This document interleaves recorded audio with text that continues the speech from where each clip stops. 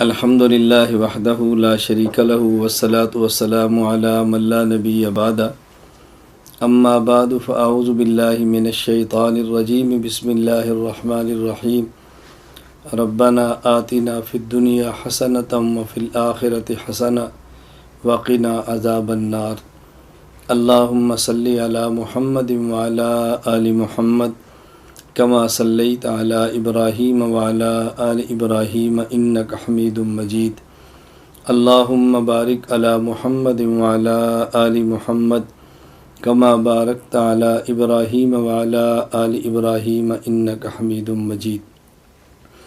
ہم اللہ رب العزت سے دعا مانگتے ہیں اللہ تعالی ہماری دنیا بھی بہتر اور اچھی بنا دے، اللہ رب العزت ہماری آخرت بھی اچھی بنا دے۔ دنیا میں بہترین زندگی گزارنے کے کچھ اصول ہوتے ہیں اور بہترین آخرت حاصل کرنے کے لیے بہترین عبادت کرنی چاہیے۔ عبادت میں 3 باتوں کا خیال کرنا چاہیے۔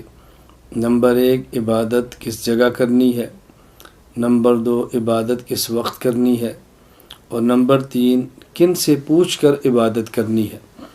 اس لیے کہ بسا اوقات وقت کے بدلنے سے عبادت کا اجر بدل جاتا ہے اور جگہ کے بدلنے سے عبادت کا اجر بدل جاتا ہے، تو کسی شریعت کے ماہر سے پوچھنا چاہیے کہ اس موقع پر کون سی عبادت کریں۔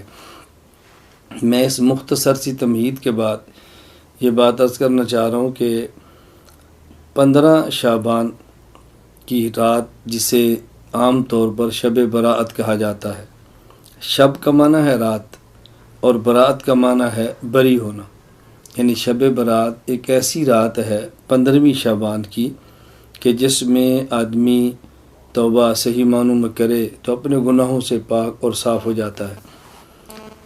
مختلف احادیث شب برات کے بارے میں آئی ہیں۔ حضور اکرم صلی اللہ علیہ وسلم کے سارے مبارک ارشادات کو جمع کریں، ساری روایات کو جمع کریں، احادیث کو جمع کریں تو اس میں 2 باتیں ہمیں سمجھ آتی ہیں۔ نمبر 1، اس رات کو قیام کرنا چاہیے، دن کا روزہ رکھنا چاہیے۔ اور رات کے قیام کا معنی یہ نہیں ہے کہ پوری رات قیام کریں، رات کے قیام کا معنی نہیں ہے کہ مخصوص تعداد میں رکھتے پڑھیں۔ قیام رات کا معنی قیام اللیل کا یہ نہیں ہے کہ ہر رکعت میں مخصوص آیات، مخصوص صورتیں پڑھیں۔ اسی طرح رات کے قیام کا یہ مطلب نہیں ہے کہ رات کے قیام کو ضروری سمجھا جائے اور جو رات کا قیام نہ کرے اسے گناہ گار سمجھا جائے۔ اسی طرح جو 15 شعبان کا روزہ ہے، اس کا معنی بھی صرف اتنا ہے کہ روزہ رکھ لیں تو بہتر ہے، مستحب ہے، اور نہ رکھیں تو گناہ نہ سمجھیں، روزہ رکھنے کو ضروری نہ سمجھیں، اور رمضان کی طرح سحری اور افطاری کے باقاعدہ اعلان نہ کریں اور اجتماعی سحری یا افطاریاں کرا کے اس روزے کو روزے کے مشابہ نہ بنائیں۔ ان چیزوں کا خیال کرنا چاہیے۔ اس رات کو چونکہ آئندہ آنے والے 1 سال کے افراد کے نام لکھے جاتے ہیں، کس کس نے پیدا ہونا ہے، کس کس نے فوت ہونا ہے، کتنا کس کو رزق ملے گا، اس لیے ام المومنین امی عائشہ رضی اللہ تعالیٰ عنہ فرماتی ہیں کہ نبی کریم صلی اللہ علیہ وسلم فرمایا کہ میرا جی چاہتا ہے کہ اس دن میں جب میرا نام لکھا جائے کہ آئندہ سال میں نے کیا کرنا ہے، کہ جب میرا نام لکھا جائے کہ میری اس سال میں وفات آنی ہے، تو میں چاہتا ہوں کہ میرا نام اعمال اس حال میں لکھا جائے کہ میں روزے کی حالت میں ہوں۔ تو میں نے عرض کیا کہ 2 باتیں روایات کو جمع کرنے سے معلوم ہوتی ہیں۔ نمبر 1، رات کا قیام، نمبر 2، دن کا روزہ۔ یہ 2 بات، یہ ایک چیز تو یہ ہوگی، رات کا قیام اور دن کا روزہ۔ نمبر 2، روایات کو دیکھنے سے معلوم ہوتا ہے کہ اس رات اللہ رب العزت جہاں آسمان دنیا سے یہ اعلان فرماتے ہیں، کوئی ہے رزق مانگنے والا جس کو رزق دیا جائے، کوئی ہے مغفرت کو طلب کرنے والا جس کے گناہوں کو معاف کر دیا جائے، جہاں یہ اعلان ہوتے ہیں اس میں کوئی شک کی بات نہیں ہے، یہ اعلانات ہوتے ہیں اور ہم اس کو مانتے ہیں۔ ساتھ احادیث کو دیکھنے سے یہ بھی معلوم ہوتا ہے کہ بعض ایسے بدقسمت افراد ہیں کہ جن کی اس رات بھی مغفرت نہیں ہوتی۔ روایات کو جمع کرنے سے اور شب برات کے متعلقہ ساری احادیث کو دیکھنے سے معلوم ہوتا ہے 8 قسم کے افراد ایسے ہیں کہ جن کی اس رات میں مغفرت نہیں ہوتی۔ نمبر 1، مشرک، جو اللہ کے علاوہ کسی کو حاجت روا سمجھے، اللہ کے علاوہ کسی کو مشکل کو سا سمجھے، اللہ کے علاوہ کسی کو عالم الغیب سمجھے، اللہ کی ذات کے علاوہ کسی بت یا جانور کی پوجا کرے، یہ مشرک ہے، اس کی مغفرت نہیں ہوتی۔ نمبر 2، مشاہن، ایسا وہ شخص کسی مسلمان بھائی کا دل میں بغض رکھے، اس بغض رکھنے والے شخص کی بھی مغفرت نہیں ہوتی۔ نمبر 3، مدمن خمر، ایسا وہ شخص جو شراب کا عادی ہے، اس کی مغفرت بھی نہیں ہوتی۔ کبھی شراب پیا اور توبہ کر لی، آئندہ نہ پیا، یہ الگ بات ہے۔ شراب کا عادی، اس کی مغفرت بھی نہیں ہوتی۔ بلکہ حدیث پاک میں کہ جو شخص دنیا میں شراب پیے پھر توبہ نہ کرے، اللہ اس کو جنت کی شراب سے محروم فرماتے ہیں۔ نمبر 4، مسبل ازار، وہ شخص جو شلوار ٹخنوں سے نیچے کرے، ایسا مرد، اس کی مغفرت بھی نہیں ہوتی۔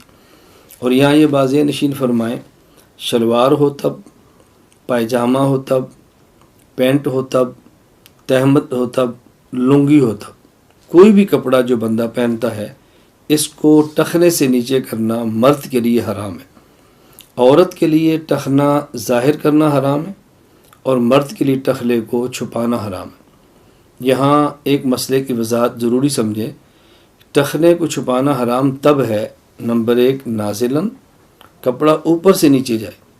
نمبر 2، قائماً، کہ بندہ کھڑا ہو، اگر کوئی شخص بیٹھا ہو یا لیٹا ہو پھر ٹخنا چھپا لے تو گناہ نہیں ہے۔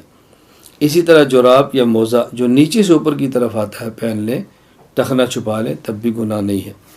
تو ایک وہ شخص جو ٹخنا چھپاتا ہے، اس کی مغفرت نہیں ہوتی۔ نمبر 5، قاتل، ناحق کسی کو قتل کرنے والا، اس کی مغفرت نہیں ہوتی۔ نمبر 5، قاطع الرحم، رحم یعنی رشتہ داری کے تعلقات کو ختم کرنے والا۔ اور اس میں یہ وضاحت ضروری سمجھے، اس سے مراد وہ شخص ہے جو دنیا کی بنیاد پہ تعلق توڑے، اور اگر شریعت کی وجہ سے تعلق توڑے، جہاں شریعت کا حکم ہو کہ ایسے بندے تعلقات منقطع کریں، وہ اس کے اندر شامل نہیں۔ کبھی رشتے کا جھگڑا، کبھی زمین کا جھگڑا، کبھی کوئی خاندان برادری کا جھگڑا، ان معاملات پہ تعلقات توڑنا ہی ٹھیک نہیں ہے۔ کسی سے رشتہ مانگا ہے، ان نے نہیں دیا تو ہمیشہ کے لیے بولنا چھوڑ دیا، کیوں نہیں دیا؟ ان کی مرضی ہے، بیٹی ہے ان کی مرضی ہے، بیٹا ہے، وہ رشتہ دیتے ہیں تو ٹھیک ہے، نہیں دیتے تو ان کی مرضی ہے، اس پر تعلقات ختم نہیں کیے جا سکتے۔ اسی طرح عاق لوالدین، عاق، نافرمان، ماں کا نافرمان یا والد کا نافرمان یا دونوں کا نافرمان، اس رات اس شخص کی بھی اللہ مغفرت نہیں فرماتے۔ اسی طرح 8واں، وہ شخص جو زنا کرے۔ حدیث پاک میں زانیہ کے لفظ ہے، عورت، زنا کرنے والی۔ جو حکم زانیہ عورت کا ہے وہ حکم زانی مرد کا ہے۔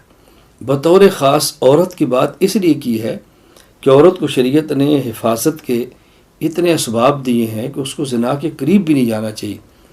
جسم چھپائے، گھر میں رہے، اس کے انتظامات، اگر بچی ہے ماں باپ کے ذمے ہے، اور شادی ہوتی ہے تو والد کے ذمے ہے، شوہر کے ذمے ہے، پھر اس کے بھائیوں کے ذمے ہے، بڑی ہو جائے تو اولاد کے ذمے ہے، اس کو قصب معاش کے لیے باہر نہیں جانا پڑتا، کمانے کے لیے باہر جانا ضروری نہیں ہے۔ تو عورت کے لیے کچھ احوال ایسے ہیں کہ اس کے لیے حفاظتی انتظامات زیادہ ہیں، بطور خاص اس کا نام لیا۔ بہرحال زنا کا عادی مرد ہو یا عورت، ان کی مغفرت بھی رات نہیں ہوتی، باقی تمام کی مغفرت ہو جاتی ہے۔ اس رات میں اور دن میں اللہ توفیق عطا فرمائے تو رات کا قیام کریں، حسب استطاعت نوافل پڑھیں، اور اللہ توفیق دے تو حسب استطاعت دن کا روزہ رکھیں۔ کوئی غریب ہے تو اس کو سحری افطاری کرا دے، یہ بھی ٹھیک ہے۔ اور اگر یہ کام نہ کر سکیں تو بطور خاص 2 چیزوں کا خیال فرمائیں۔ نمبر 1، عشاء کی نماز جماعت کے ساتھ پڑھیں اور کوئی گناہ کیے سو جائیں سنت کے مطابق، اور صبح فجر کی نماز جماعت کے ساتھ پڑھیں مرد۔ خواتین عشاء کی نماز پڑھیں، سنت کے مطابق سوئیں اور صبح فجر کی نماز پڑھ لیں، اللہ رب العزت توفیق عطا فرمائے۔ بس یہ کام کر لیں۔ دن کو روزہ نہیں رکھ سکتے تو گناہوں سے بچنے کا اہتمام کریں۔